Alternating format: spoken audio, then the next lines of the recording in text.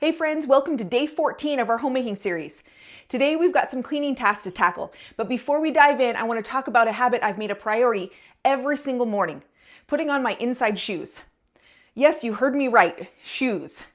Some of you might be wondering, why on earth does she need special shoes for inside? Well, let me tell you why this simple habit has become such an important part of my day. I started this habit years ago, and it even goes all the way back to when I was pregnant with my twins. The pregnancy was overall great, but I did experience a lot of pain, especially with my pubic bone. It had separated, making everything from walking to bending over incredibly painful.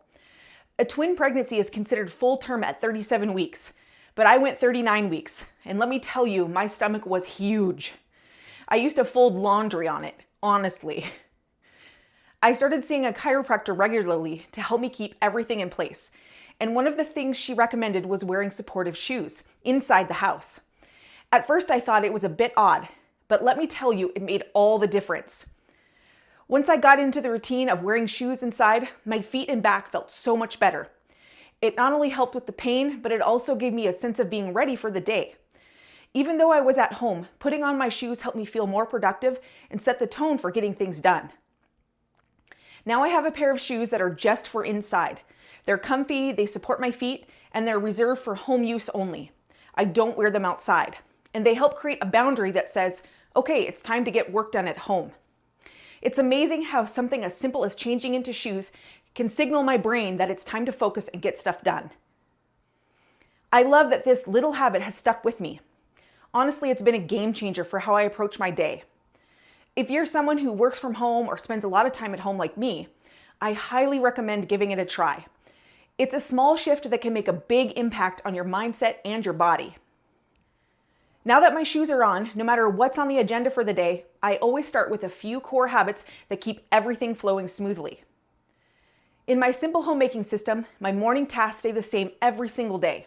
I make my bed, start my robot vacuum and bread maker, check my meal plan, and take anything out for dinner to thaw or prep ahead.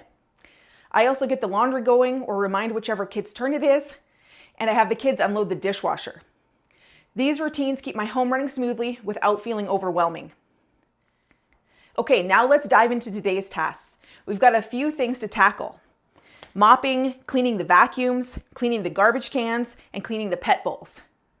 It's all about making sure our home stays fresh and tidy, so let's get to work. The first thing I'm going to do is get our dog's bowls soaking in the sink while we're doing some other tasks. And we're just going to get this put in here. And we feed her raw food, so her bowl kind of gets grosser than normal. But no matter what type of food you feed your dog, you really should do this on a regular basis just to keep it clean and hygienic. So I'm going to grab some Dawn Power Wash from underneath the sink and just give this a spray. And this is going to soak while we're cleaning the garbage cans and mopping. I'm also going to grab her water bowl. I have taken the kitchen garbage and placed it in the bathtub already. I don't need to clean the recycling bin this week. It doesn't need cleaned as often, but the kitchen garbage can for sure needs cleaned every 2 weeks. If yours needs cleaned less often, then put it on your schedule less frequently, but ours gets really dirty. And so I'm just going to use some non-toxic all-purpose cleaner. This is Tough and Tender, and I'm just going to get this sprayed. And also inside the lid and inside and the outside. And then I have just a simple scrub brush from the dollar store. And then I'm just going to go ahead and give this a scrub everywhere.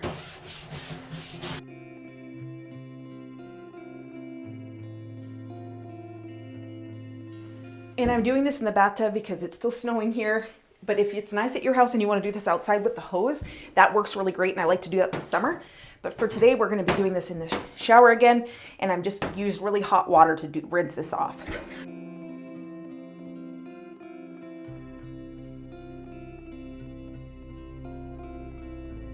And then I'm just going to let this sit here and dry while we are mopping the floors. Now I'm going to fill up my clean water tank for my mop. So the first thing I did was I put hot tap water in here, as hot as the tap would go. And then I'm going to put my cleaners in. And the first thing I'm going to start with is the Clean and Gleam floor cleaner. And I'm just going to put a cap of that in here. And then I'm going to add a cap of the Solumel, and this is a really great just cleaner and deodorizer. It smells amazing, and the whole house smells good after. So just another cap of that. And then I'm going to use a cap of the Soluguard, and this is a bleach alternative. It's a disinfectant, and it's made with thyme oil. And so again, just a cap of this into here. And then we will get this on the mop and start mopping. It's going to get the tank clipped in, and I absolutely love this mop because it vacuums and mops at the same time, and it just saves so much time and works really well. And if it's something you want to check out, I'll link it down in the description for you. I know I've said it before, but I absolutely love this mop because it just saves so much time because it is vacuuming and mopping at the same time. And I find that this mop does a really good job getting even up by the edges and getting all of the crumbs that are up there, and it's just so handy. And if you have, lots of little kids, feel free to mop more often. When my kids were small, I mopped all the time. They just make so many messes. So now I can get away with mopping every other week. And my kids, they vacuum the kitchen as a part of their rotating kitchen jobs. And also my Roomba goes around, so it does get vacuumed every day. And then the mopping, I only have to do twice a month. I just finished mopping and had to put my hair in a ponytail because I get really hot. And sorry for all the noise in the background. The washing machine right now is running, but I just wanted to show you my dirty water tank, and it's just absolutely disgusting. And I, mopped 2 weeks ago, so I'm just gonna get this emptied. This is gross, but it feels good to know that all this dirt is off of the floor. I am here at the laundry room sink, and the first thing that I'm gonna start with is cleaning the mop that I was just using.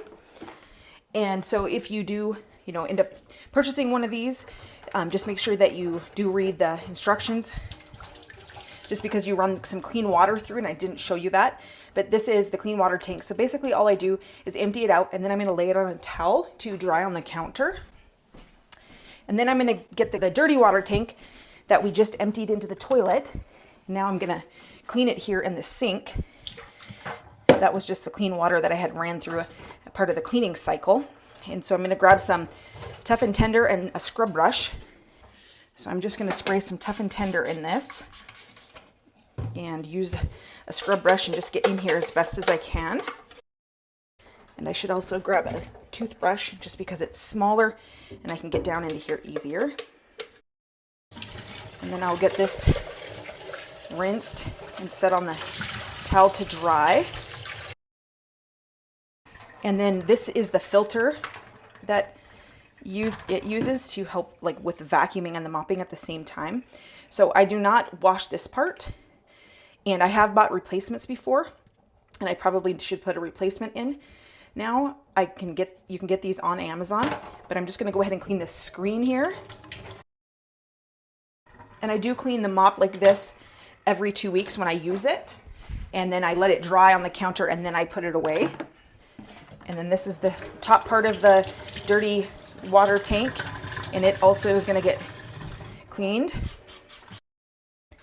I think I've had this mop for 8 years, and this is how you take care of things, and things will last you a long time. And the only thing I've had to do is buy some replacement filters. So I've removed the cover for the brush head, and I'm also going to clean this. It's so nice that all of this removes, and it makes it so easy to clean. It takes, a few more minutes to clean this, but not really very long at all. And I would rather do this than spend a long time mopping with first having to sweep or vacuum and then having to mop with a bucket. So I'd rather spend my time a little bit cleaning this for the convenience and how easy it is to vacuum and mop at the same time. And then on the mop head, I like to use some dish soap and then also sometimes some laundry soap, just because it is like fabric, and hair does get kind of coiled around it, so you kind of have to pull that off, but it comes clean and fluffs up, and then everything just sits on the counter and dries, and then once it's dry, then I'll reassemble the mop. So I'm also just going to use a little squirt of laundry soap.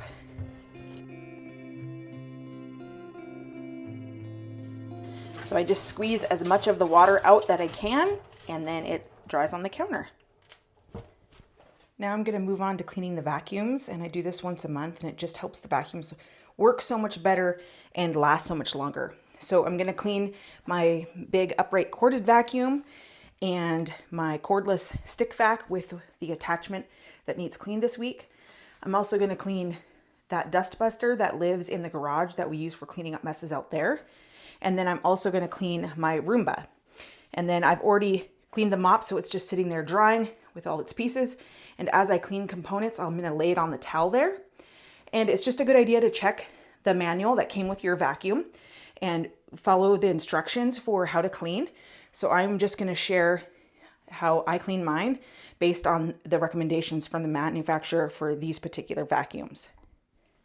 So I'm going to start with taking the upright vacuum apart, and then the first thing I'm going to do is take the dustbin off. It's empty because I emptied it last time when I vacuumed. So I'm going to take this to the sink though and clean it. And then there is a filter here, and this is going to get washed as well. And same with this filter. So I'm going to take these to the sink and clean them. And then I'm just going to wipe inside of here with a cloth.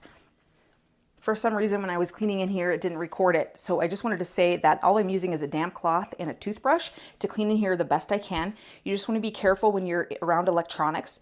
But I've never had an issue, and I always make sure that it's fully dry before I reassemble and use it again. And so I just get in here with the toothbrush the best I can. It's not a perfect job, but it's better than it was. And then I love this Shark, the technology that it has, because this brush roll never gets hair wrapped around it, and it's amazing. So I never actually have to clean that. And all the girls in our house have long hair, and our other vacuums do. So this is awesome. And then with this vacuum, you can unscrew this and open this up if you ever get a clog. So that's a nice feature as well. So now I've taken those pieces over to the sink, and I'm going to clean them over here. And so to start with, I'm just going to start rinsing these out.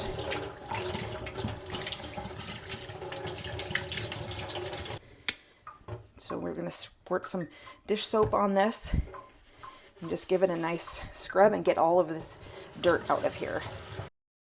And you can also get replacements of these for your vacuums just to make your vacuums last longer without having to buy a whole new vacuum.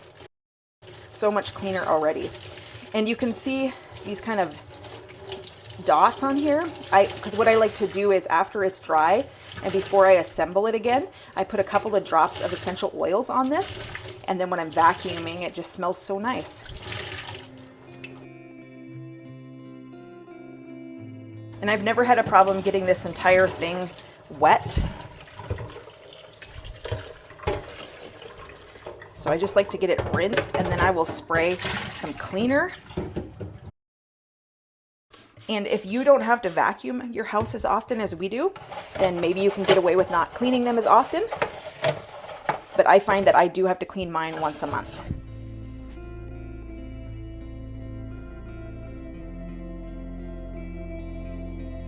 Now I'm going to work on getting the stick vac clean, and what you want to do is take the battery off. You just don't want to have power going to it while you're doing this. And then we're just going to get this all disassembled,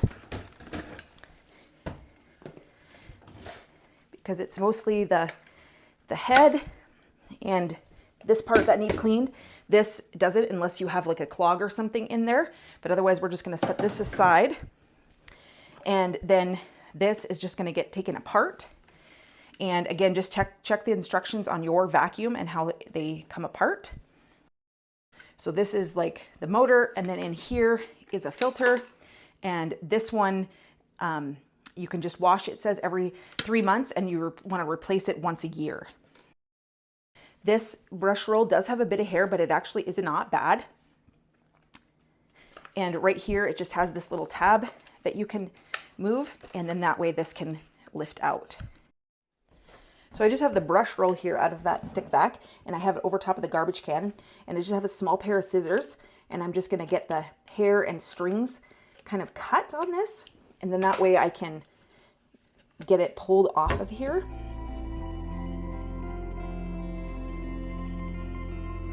Now that I've got the hair and the string out of this, then I can go ahead and wash it in the sink.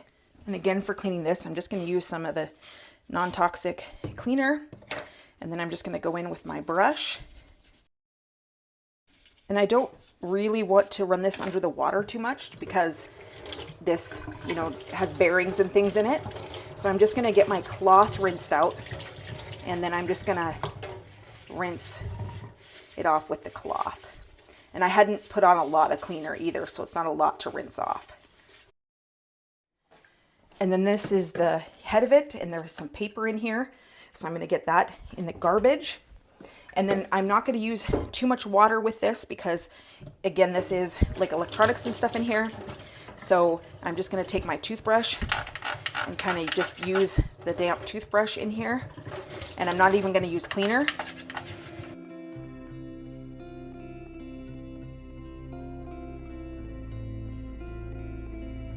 And then now this is the filter, one of the filters anyway. And you just want to wash this every 3 months. So I haven't done this for a while, so you can see all that dirt kind of coming out of there. And I am just going to spray a little cleaner in here. And I'm basically just running water over it until the water is running clear. And then this comes out of here, and there's all hair and junk wrapped around this. So I need to cut this off and get this in the garbage can. And then this filter comes out of there and it's full of dust. So this all gets washed, and this I do wash every month, unlike that other one. It's only 3 months. And this is like cloth. So I do like to use a little dish soap on this or laundry soap. And the water is running pretty much clear now, so I'm going to go ahead and get this on the towel to dry. And then this part, I'm going to just spray some cleaner and use my toothbrush to get in here.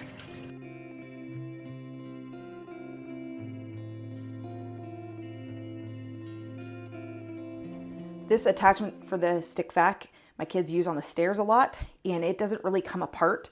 So what I do is I just take the scissors and just cut off the hair that's stuck in there and just get that pulled out, any of the strings and hair. I used to always watch my mom do this to our vacuums, and I always thought it was disgusting. But now I know it's really important, and I know why she always did this. And I only have sisters, so you can imagine that we had a lot of hair twisted around vacuums over the years in my house.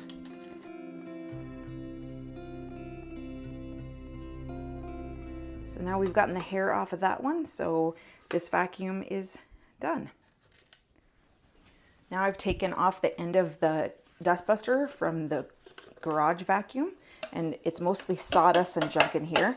So I'm just gonna get that cleaned out, and then we're just gonna wash these filters.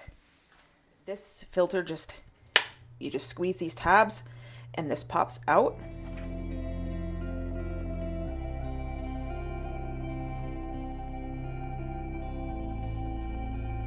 Now I've taken my Roomba and I have it up on the counter in the laundry room, and I'm gonna remove the dust collector, and we'll clean this in a minute.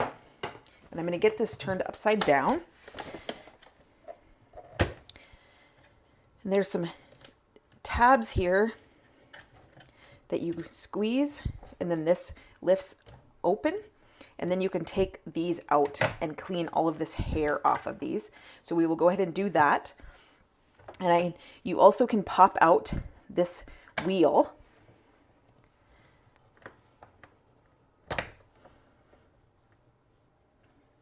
And I'm just going to use a screwdriver to kind of get in here and just pop that out.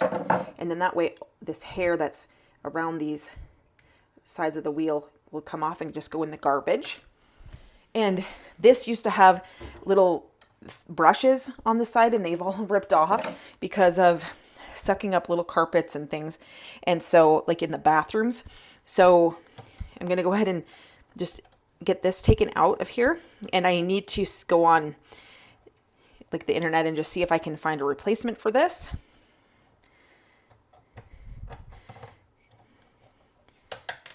And this can just pop out of here, and then that way if there's any hair underneath, like there is right here, you can just get that out. And so that way all of that hair can get out of there. And then I'm just gonna take my damp cloth, squeeze the water out of it, and a toothbrush. And I'm just gonna very carefully clean inside of here. And this is just very, very lightly dampened.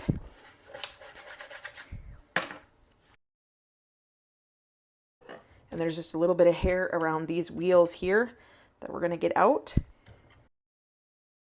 And then I'm just gonna carry this over to the garbage and kind of just get this brushed into the garbage. So now that I brushed out the junk that was in there and I got the hair off around these wheels, I can go ahead and pop this back in. And then I can go ahead, because I got that hair out, go ahead and put this back in and screw this back on. And then we'll go ahead and get the brush rolls, the scissors, and clean these out in the garbage. So I've just got the garbage here, and we're going to get all of this cleaned off of here. Use our scissors.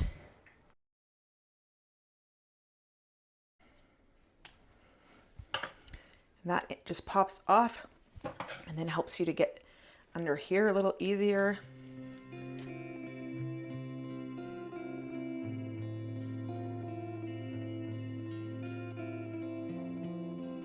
So that is pretty good. And we're going to get the end put back on. And then here's the other one. This end pops off as well. So I also have some of these, like they're almost like a seam ripper thing, and they come with vacuums. So this came with one of my vacuums, and it kind of has a little blade in there. And you can also use this and it works well instead of using scissors, and it's working better on the ends of this one.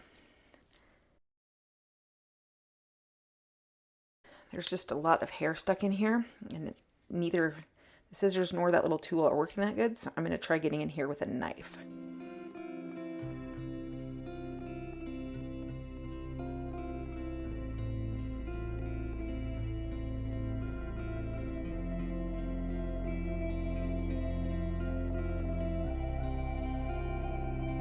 So now that we've gotten all the hair out of there, I'm going to go ahead and wash this in the sink, and also I'm going to rinse this out too.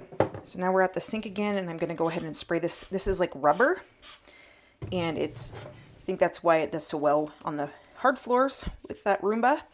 And that Roomba is linked down below in the description if you want to check it out. It's at a really good price point, and it works really well. And this little door opens on this. And then there's a filter in here. So I am just gonna spray this with some cleaner and get this scrubbed. And then I'm gonna be careful. I don't really want to get water into this thing, but I am gonna spray in here and use the toothbrush on the plastic here because it's very dirty. All of the vacuums and pieces and parts are sitting here in the laundry room. All of the things that got washed are sitting on that towel, and they're just sitting there to dry. And I will let all of this sit overnight to dry. And then once it's all thoroughly dry, I will reassemble the vacuums. And the Roomba gets used daily, and so that's why it gets so dirty. And that's why it's so important to do this, to maintain and keep these vacuums working so you don't have to constantly replace them, and you can get as much life out of your vacuums as possible.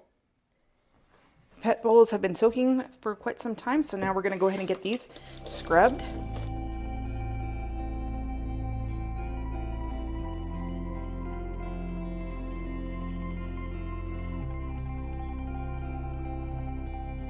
The garbage can is mostly dry. It's been sitting in there while we've been doing our other work. And so I've just got a few paper towels, and I'm just going to dry it up the rest of the way.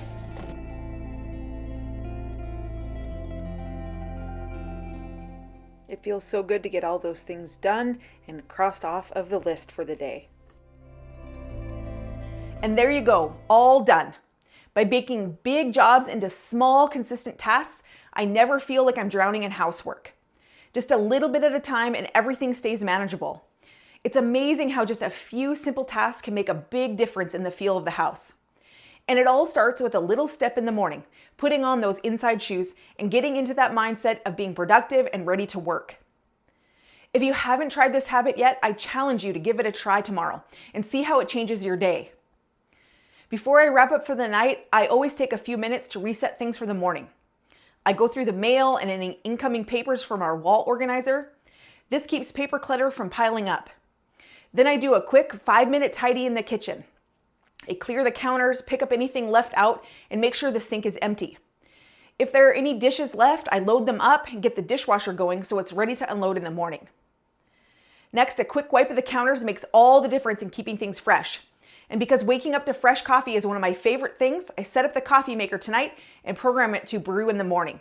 Taking these small steps at night means I wake up to a space that feels calm and ready instead of chaotic. And that's a peek at how my homemaking system works. I'll be back tomorrow to walk you through my focus tasks and share even more ways to make homemaking feel simple and stress-free. If this was helpful, please share it with another mom who would love a more organized, peaceful home. And don't forget to download the customizable weekly homemaking chart so you can follow along and make it your own. If you're curious about the non-toxic cleaners I use, check out the link in the description. And I'd love to hear from you in the comments. What task did you check off today? Even if it's different from mine, I'd love to celebrate your wins with you. Tomorrow, I'll be cleaning the appliance exteriors, cleaning the counters in Backsplash, fertilizing the plants, paying bills and filing, and doing any last-minute tidy and laundry before the weekend. If you missed any of the previous days in the homemaking system, you can catch up with this playlist. I'll see you tomorrow.